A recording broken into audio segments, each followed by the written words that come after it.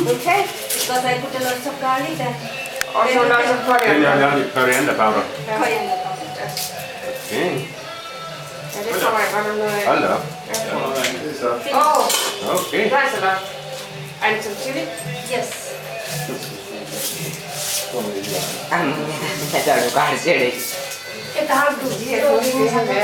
Der skal lige fejes en gang. Det der, det skal koge. Some chili powder. Some guacamole.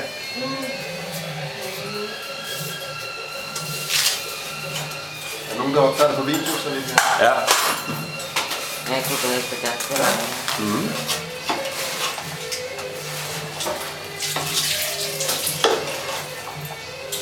Men jeg har det ikke helt konsekvent. Hvad er herovre? Over her.